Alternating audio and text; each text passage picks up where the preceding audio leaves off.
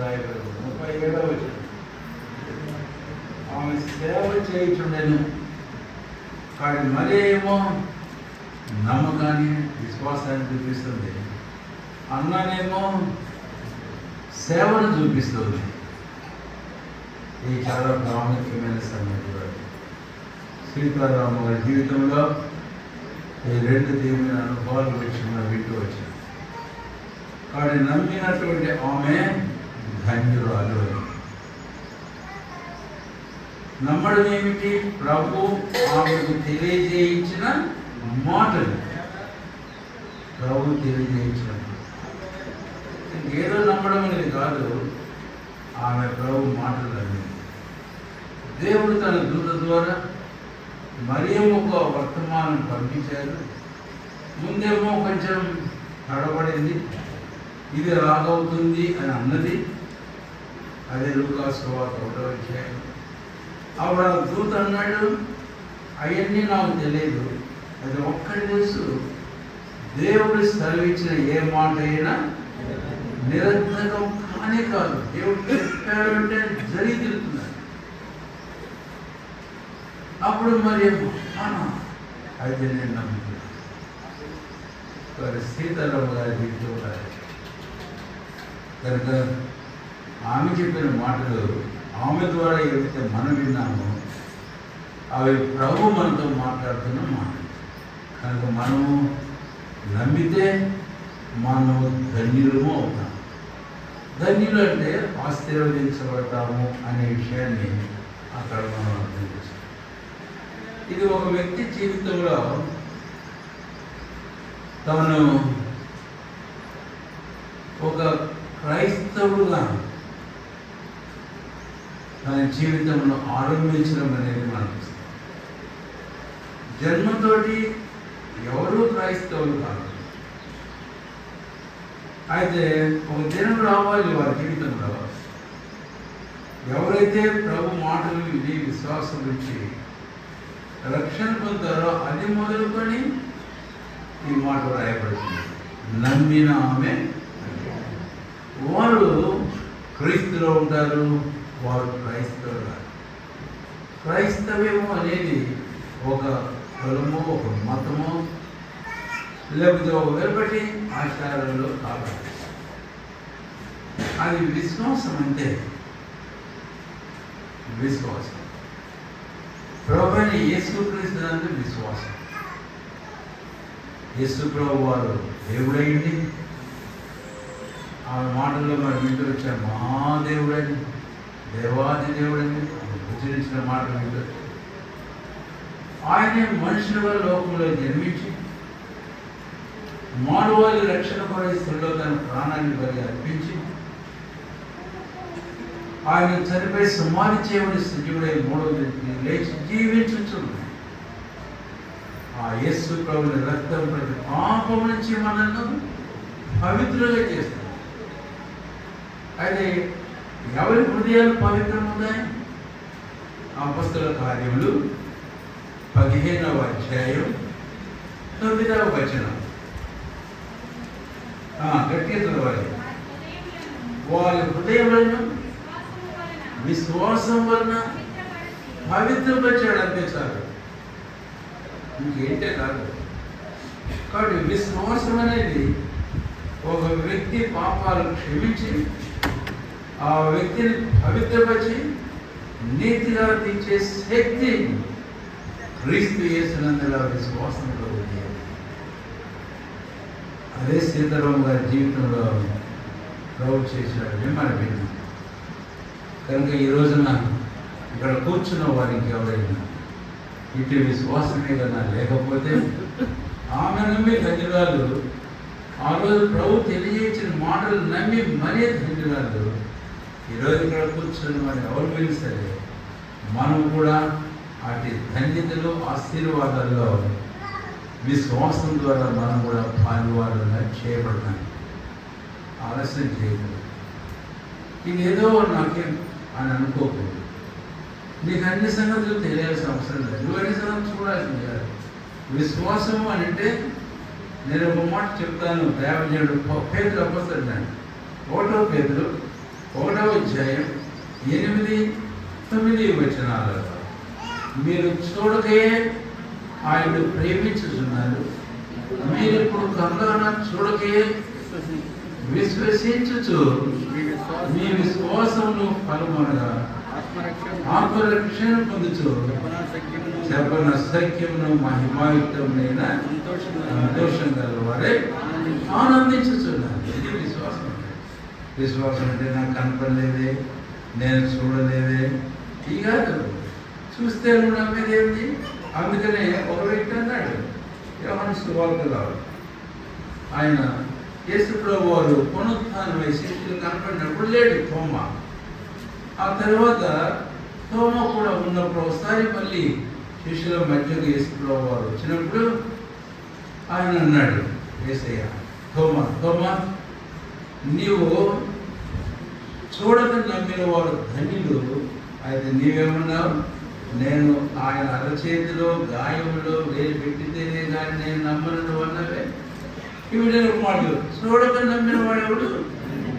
అప్పుడు పొరపాటు అయింది ప్రభు అన్నట్టు చాలా పశ్చాత్తాపడుతూ, నా దేవా నా ప్రభు అని ప్రభు పాదాల మీద పడ్డాడు.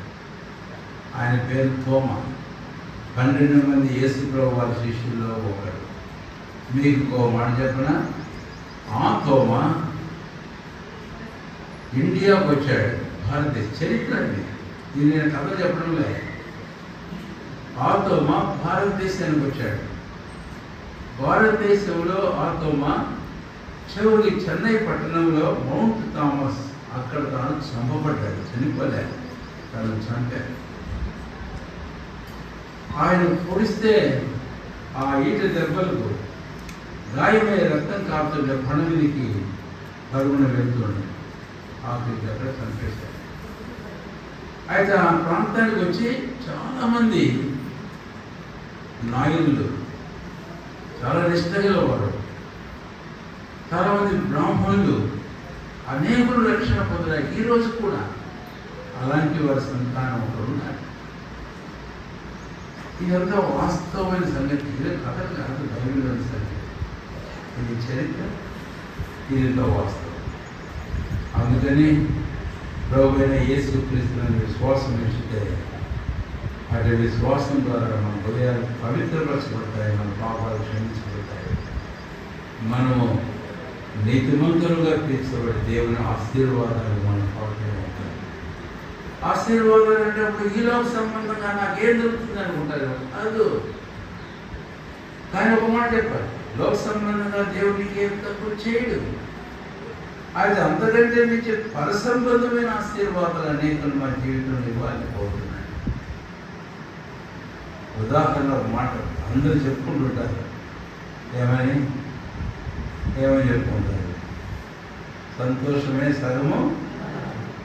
అంటే ఒక వ్యక్తి జీవితంలో, హృదయంలో, ఆత్మలో నిజమైన సంతోషం లేకుండా, నిజమైన శాంతి సమాధానం అనేది లేకుండా, ఈ లోకంలో ఎంతో కలిగి ఉన్నా కూడా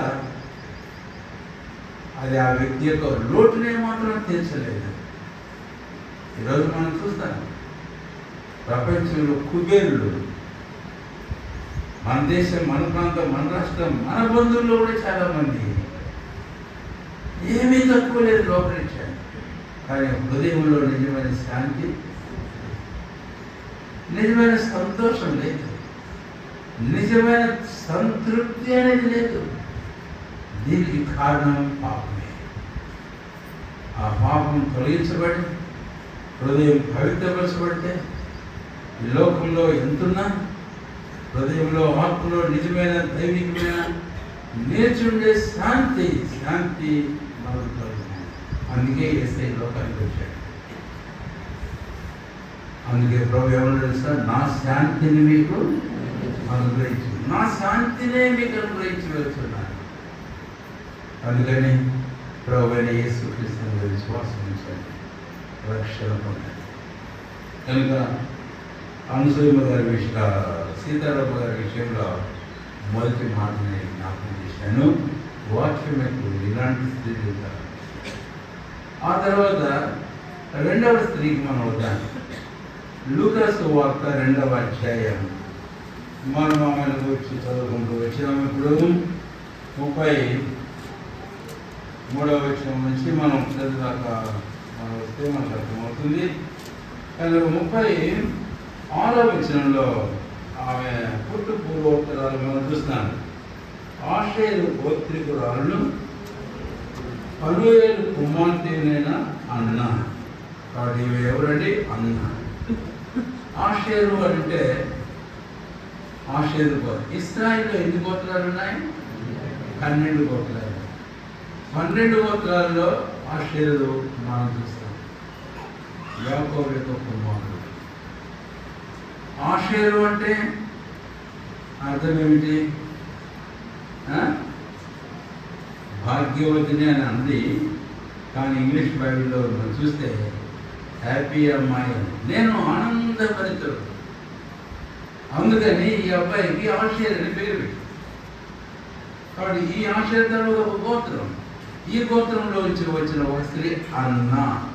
అన్న ఉంది ఒక ఆమె వేరే, అయితే అన్న కొత్త నిబంధనలు ఈమె వేరే. కాబట్టి ఈమెను గురించి మనం చూస్తే చాలా అద్భుతమైన సంగతులు ఆమె గురించి రాయబడ్డాయి. కానీ వాటి గురించి మనం ఇప్పుడు చెప్పుకోము. కానీ మరి నేను మీకు జ్ఞాపకం చేస్తాను. 36వ వచనంలో ఆమె ఒక ప్రవక్తి. ఆమె ఎవరు? ఒక ప్రవక్తి.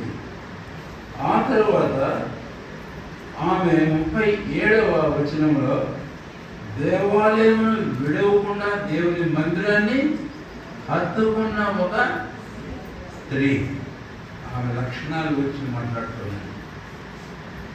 తర్వాత 3వది 36వ వచనంలో మరొక మాట మనం చూస్తాం. 37వ వచనంలో ఆమె విడువక ఉపవాస ప్రార్థనతో రేయింబగలు ఉపవాస ప్రార్థన అంటే బహు ప్రార్థనా పర్వాలు ఆమె.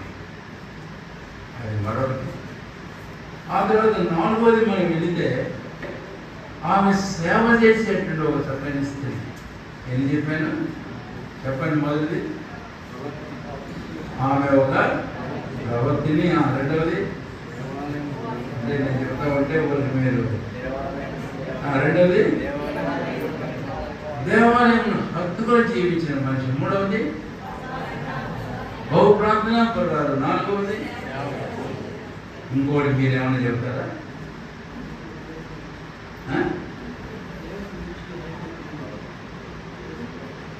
ఎవరో వస్తుంది. ఇంకోటి మీరేమన్నా చెప్తారా? యెరూషలేములో విమోచనం కొరకు కనిపెట్టు.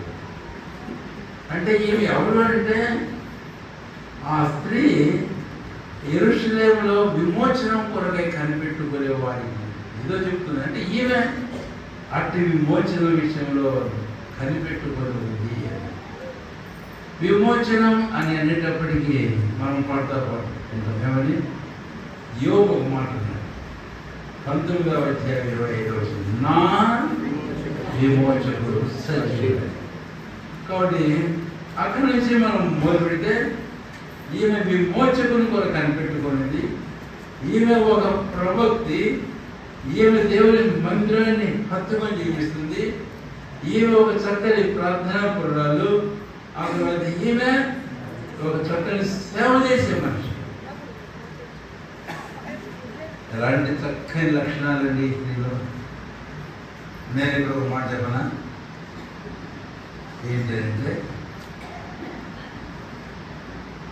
ఈమె అన్ని సుఖంగా, అన్ని సౌఖ్యంగా, అన్ని సాఫీగా, అన్ని సరదాగా ఉన్నాయా? చెప్పరే? ఎక్కడ చెప్పగలరు? లేవు.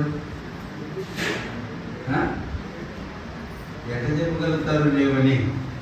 2వ అధ్యాయం 2 దయచేసి 36వ వచనం. ఆమె కన్యాత్వం మొదలు 7 ఏళ్ళు పెనిమిడితో సంసారము కన్యక. ఆయన తర్వాత పెళ్ళయింది. ఎన్ని సంవత్సరాలు సంసారం చేసింది? విధురాలుగా ఎన్ని సంవత్సరాలు ఉంది? ఇప్పుడు చెప్పండి. జీవితంలో ప్రతికూలమైన పరిస్థితి.